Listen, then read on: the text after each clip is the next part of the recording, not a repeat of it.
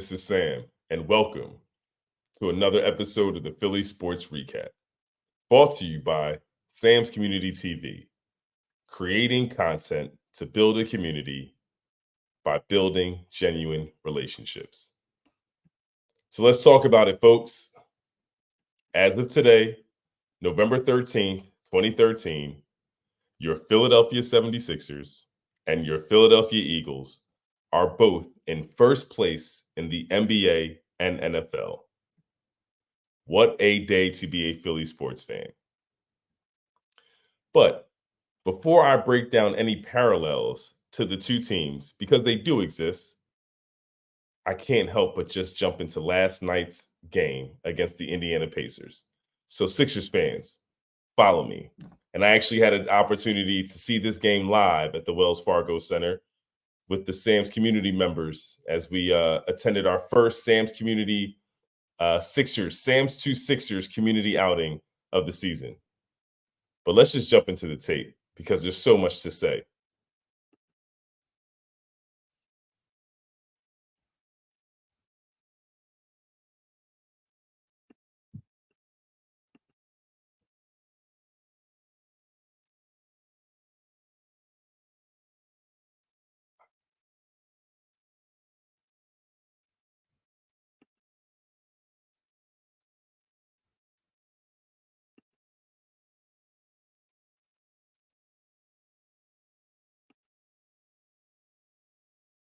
So last night, the franchise, that's right, the franchise, the young man with the basketball right now, showed the world exactly who he was. Tyrese Maxey went for 50 points, 7 rebounds, and 5 assists. But it wasn't just that he had 50 points, it's how he scored his 50. 20 of 32 from the floor, which is the 62% clip, and 7 of 11 from the three-point line, scorching the nets at 64% from beyond the arc. But in addition, his running mate, Joel Embiid, recorded a ho-hum 37 and 13. I mean, that's what your MVP does. So here you have it. Joel Embiid and Tyrese Maxey last night combined for 87 points. 87 points out of a duo. If that's not a dynamic duo, I don't know what is. And what makes this team so interesting and so much fun to watch is that they make basketball look really simple. You see a very easy mismatch. Tobias Harris takes him right down to the paint and makes him pay. Now, we jumped out to our early lead against the Indiana Pacers. But for those who know anything about how the Pacers have been playing it, oh my gosh, look at that move. I'm sorry, it just caught me in my tracks. And for those who haven't been watching Joel Embiid, that's one of the moves that is in his bag. So I guarantee we will see that particular play more often than not this season. But the Indiana Pacers are do have the number one offense in the NBA. So their ability to score the ball has been consistent. With that said, I felt that the 76ers truly controlled the game. A big part of it is because you had Tyrese Maxey, who just went ham. I mean, he's hunting his shots. He's looking for his opportunities. It's just been, now look at this hustle from Joel Embiid, and he's already raising his hand in fist in celebration. I'm telling you, this is a new Joel Embiid. Sixers fans know the type of player that we've had historically. He's playing with a different level of commitment to his teammates because I think he truly understands that in order to win, the guys around him have to be better. And so he's praising his team when they make the right plays.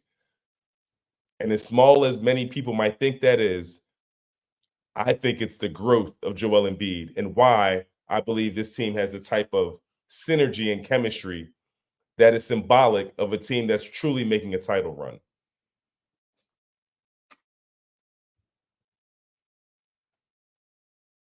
Now, look at the effort on the defensive end from this unit. Granted, Furkman Korkmaz is on the floor, and he's not really known as a defensive guy. But when you have Pat Bev and Robert Covington and Daniel House and Paul Reed all on the floor, believe you me, he'll cover up. And ultimately, that's a defensive led unit. The Sixers are deep.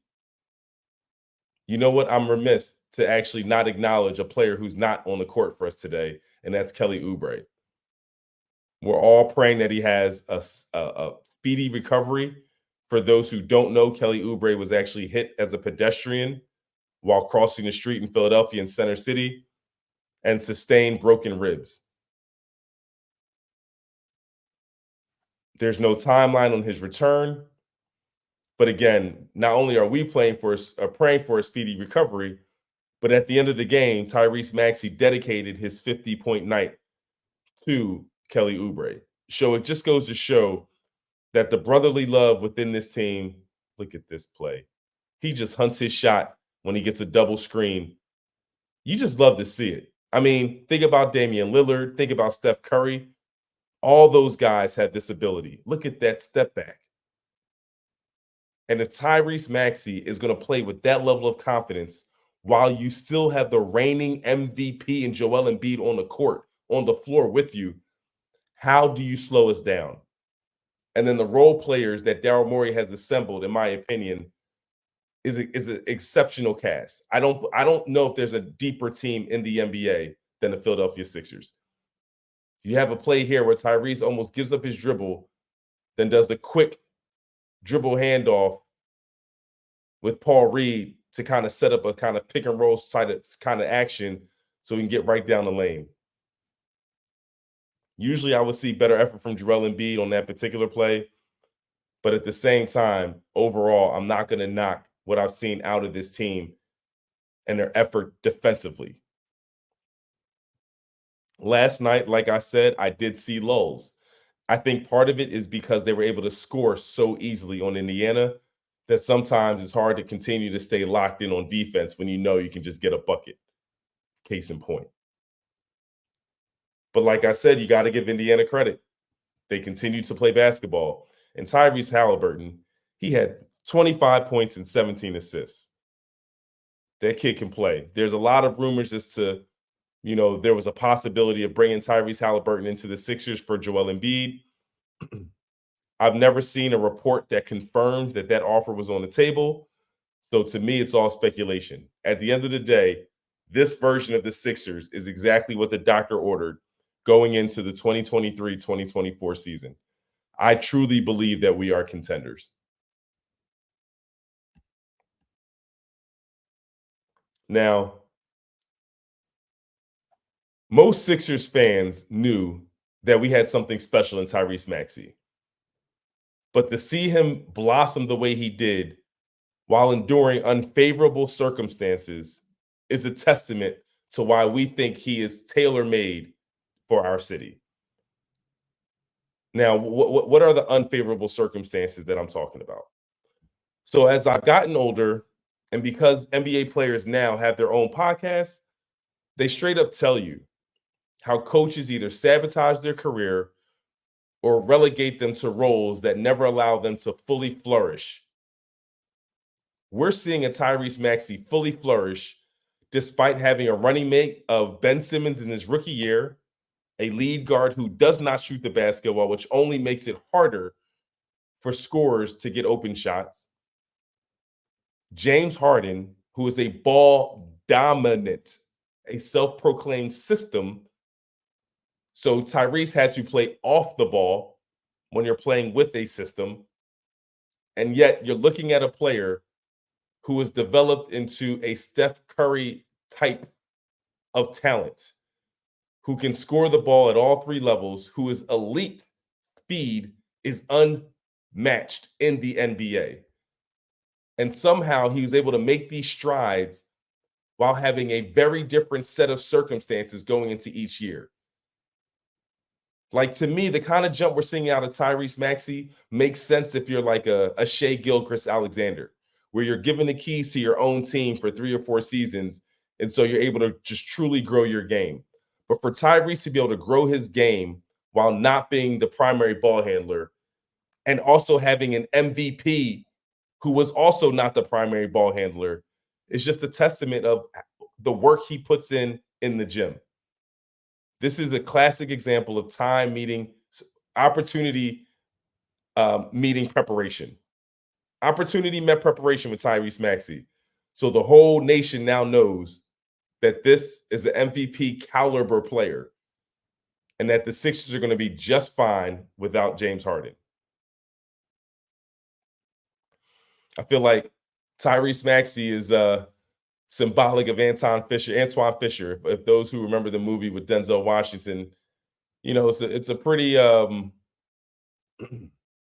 emotional movie, based on a true story of a person who went through extreme hardships in his life. But sort of the noteworthy line in the movie is, "I'm still here. I'm still standing." And even though you're seeing Ben Simmons, who was traded off the team, James Harden, who won it out, Doc Rivers, who's now broadcasting, games and not on the sideline, you see a Tyrese Maxey whose game has grown in spite of all of those circumstances, saying, "I'm still here. I'm still standing." So shout out to Tyrese. So here we go. Going into the fourth quarter, it's a 1-point game, 99-100. So for the last quarter, I'm just going to break down the tape. Love the set, backdoor cut. Tobias Harris, again, everybody's a playmaker on this team, and it just makes them more involved. It makes them more committed to the game plan because everyone's role has more significance. So kudos to Coach Nurse to figuring out a way to really unlock this roster. Indiana showed up. They wanted to play. They wanted to steal this game. You have a 2-point game, and at one point, we actually lost the lead. But here you're seeing where the Sixers sort of regained control of the lead. It's a 7-point game. Tyrese Maxey takes his time. Look at this move. He's so fast that Bruce Brown had to defend the rim, but then he hits you with that incredible step back, and that separation, he oh my gosh, is correct, sir. Now look at this awareness to get right back on the court and get that putback. No box out. Some people just have a knack to the basketball. The best part about this game is that Joel Embiid didn't sub back into the fourth quarter until under the 4-minute mark. That is so rare in a close game. What it shows to me is that Nick Nurse trusts Tyrese Maxey in the guts of the game and was willing to allow his big man just to get a few more minutes of rest so that he can come in the game, and just walk us home. So it's now a 12-point game. Again, Tyrese Halliburton came to play. He ended up with 25 and 17 on the game. But what I loved about the Sixers down the stretch is that we looked very organized offensively. We looked like we knew exactly what we wanted to do. Joel Embiid dominates Miles Turner here, gets his own putback with a soft touch, just a dominant performance. Took his time. They saw the floor well, in my opinion. Tyrese Maxey just blows by his guy. Joel Embiid's already calling the shot, even though he's wide open in the 3-point line. He trusts that Tyrese can get it done. And in this play right here is just everything. Joel Embiid takes the ball just to give it to Tyrese so he can go for 50. And look at the reaction from everybody on the team, man.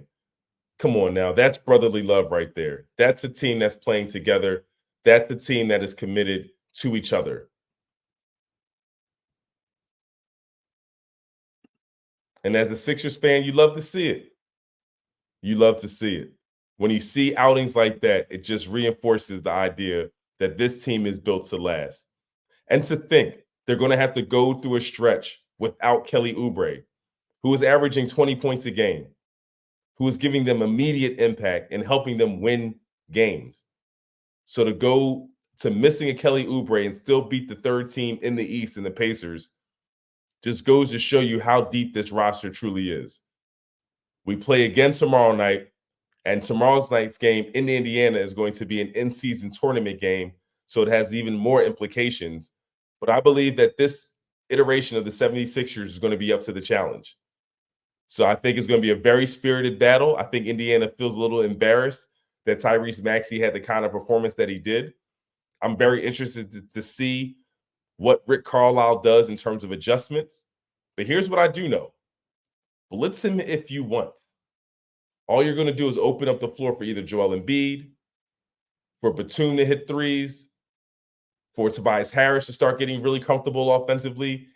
We are a pick your poison kind of roster right now. And right now we're talking about a scenario where they would game plan to double team, not Joel Embiid, but Tyrese Maxey. So if you think that that's going to work, let's see them switch places and Joel Embiid go for 50 next game. That's how talented this team is. You have two guys that, depending on how you want to guard us, can either get 50. It's a beautiful thing. But not only are they scoring at such a high rate, they're still filling in the stats. Joel Embiid giving you 37 and 13. Tyrese giving you 55 and 7. Oh, I'm sorry. And 7 assists with Joel Embiid. 7 assists. These guys are committed to playing winning basketball. And it's happening at the same time. They have a great cast members around them. And I think that this 76ers team that is now in first place in the NBA, sharing the title with their friends across the drive, the parking lot, your Philadelphia Eagles, both first place in the NFL, both sitting at 8-1.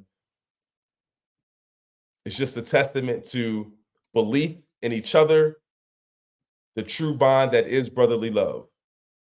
So if you enjoy what I had to say, if you think that I'm spot on, comment below, hit the like button. It lets me know that maybe I'm on to something. If you have a different idea of what this team is or some ideas of who they should target in the potential trade market, I'm all ears. I want to hear you. I want to talk to you.